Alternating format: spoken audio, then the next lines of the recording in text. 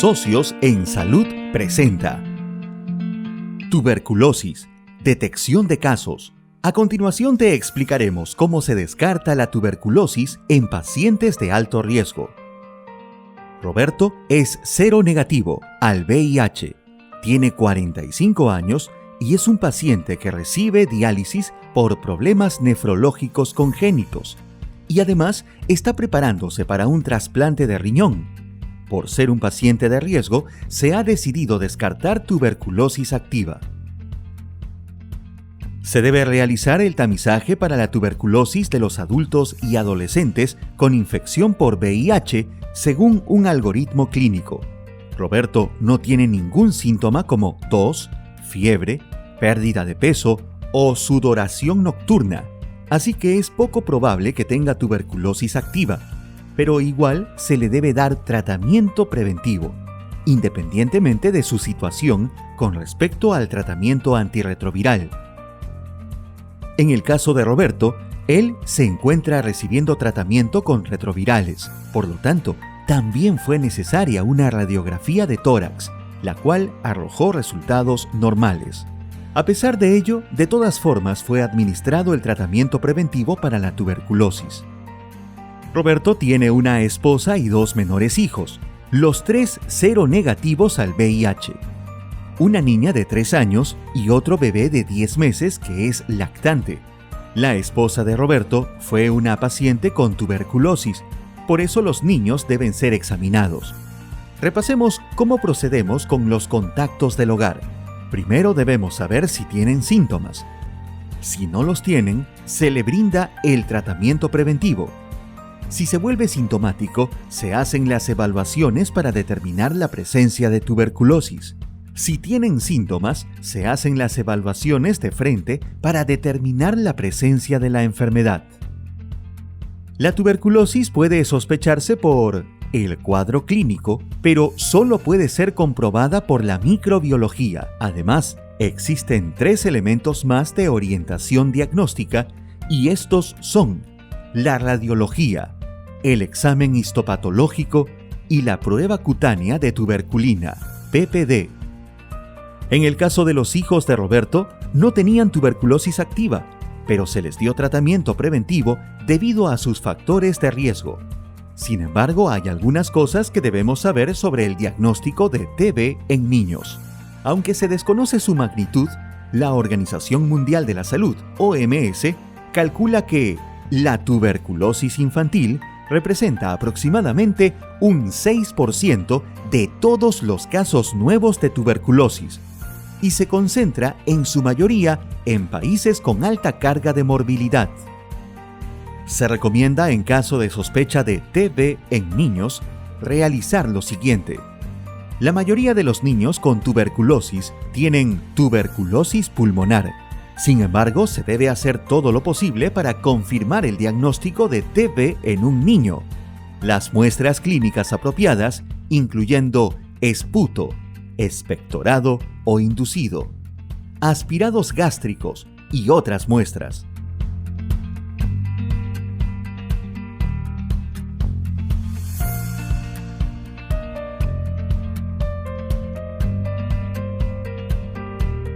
Hablemos ahora acerca del tratamiento para la tuberculosis.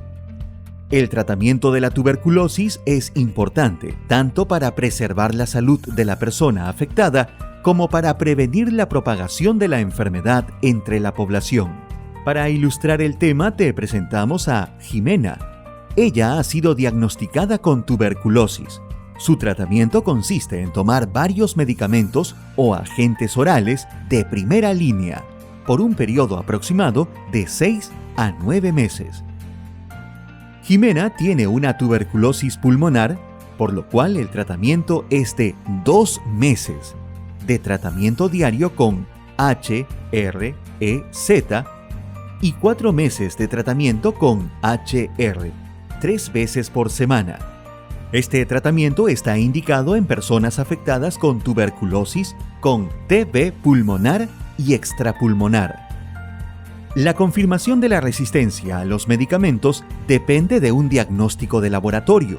Existen varias formas de resistencia a los medicamentos. Monoresistencia. Resistencia a solo un medicamento anti-TB de primera línea. Polirresistencia. Resistencia a más de un medicamento anti-TB de primera línea que no sea H y R a la vez. Multidrogoresistencia, MDR. Resistencia a la R e H a la vez. Extensiva drogoresistencia, XDR. Resistencia a cualquier fluoroquinolona y al menos un inyectable de segunda línea, además de resistencia a H y R. Resistencia a rinfapicina, RR.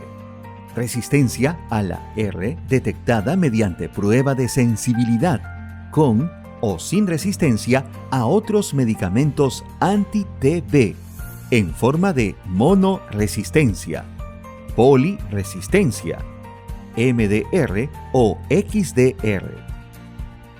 Se ha descubierto que Jimena tiene tuberculosis multidrogoresistente, MDR-TB, la que es causada por un organismo resistente a por lo menos 2 medicamentos, R y H, que son los más poderosos para el tratamiento de esa enfermedad, debido a lo cual se tiene que construir un esquema de tratamiento especial. Veamos los pasos para hacerlo. Son 2 los grupos de pacientes elegibles para el uso de bedaquilina o delamanida. Veamos a qué grupo pertenece Jimena. El caso de Jimena es un poco más complejo, sin embargo hay alternativas para ella. En el año 2016 se reagruparon los medicamentos antituberculosos que están siendo utilizados para la TB resistente a rifampicina, TB-RR, y para TB-MDR. Veamos. Desde la introducción de la estrategia DOTS, considerables progresos se han hecho en el control mundial de la TB. Sin embargo, un 98% de defunciones por TB ocurren en los países de escasos recursos. Son 5 los elementos esenciales de la estrategia de DOTS. Se aplica también a las formas de TB relacionadas con el VIH y a la farmacoresistencia, como es el caso de Jimena. La adherencia al tratamiento significa que el paciente está siguiendo el curso recomendado de tratamiento, tomando todos los medicamentos prescritos durante todo el tiempo que sea necesario, realizándose los exámenes y pruebas de control. Asimismo, que está cumpliendo las medidas de control de la TB y ejerciendo sus derechos y deberes como persona con TB. Jimena sabe que la adherencia es importante porque la TB es casi siempre curable si los pacientes cumplen con su tratamiento. Los medicamentos utilizados para tratar la TB pueden causar reacciones adversas. Podemos clasificarlos en mayores y menores. Entre los mayores tenemos erupción cutánea, toxicidad auditiva, toxicidad vestibular, nefrotoxicidad y hepatitis. Y los menores son náuseas y vómitos, artralgia, neuropatía periférica, orina naranja, roja, lágrimas, etc. Las personas afectadas con tuberculosis que pertenecen a las poblaciones vulnerables son tuberculosis y embarazo. La gestante con diagnóstico de TB debe ser considerada gestante de alto riesgo obstétrico y debe de recibir manejo especializado en un establecimiento de salud de mayor complejidad. Tuberculosis y diabetes mellitus. En toda persona afectada de TB-DM debe de realizarse tamizaje de glucosa sérica en ayunas al inicio de su tratamiento. Tuberculosis y enfermedad renal crónica, ERC. En toda persona afectada de TB debe realizarse un examen basal de creatinina en sangre. Si este es mayor a 1.3 mg/dl, debe de continuarse los estudios para descarte de enfermedad renal. Tuberculosis y alcoholismo. farmacodependencia. Todo paciente con alcoholismo y/o farmacodependencia deberá ser evaluado en un centro de salud mental y garantizar su adherencia al tratamiento, ya que es una persona con alto riesgo de abandono al tratamiento. Una persona que tuvo éxito en el tratamiento significará que está curado y ha realizado su tratamiento completo. Una persona que fracasó es a la que se le realiza un cultivo de esputo y arroja positivo al 5º mes o más durante el tratamiento.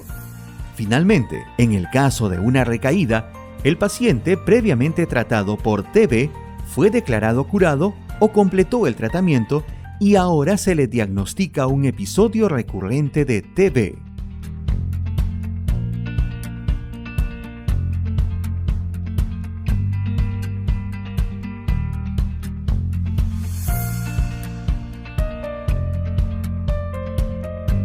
Epidemiología de la tuberculosis. Finalmente, veamos la epidemiología de la tuberculosis en nuestra región. Te presentamos a Mario Esquivel. Él es un epidemiólogo quien ha especializado su trabajo en el estudio de la tuberculosis y su incidencia en América Latina. A continuación, él nos va a explicar qué debemos saber para entender la situación de la enfermedad en nuestra región. Para esto, debemos conocer dos conceptos, la incidencia y la prevalencia, las cuales son dos medidas que miden la frecuencia, el número de casos con que una enfermedad aparece en un grupo de población.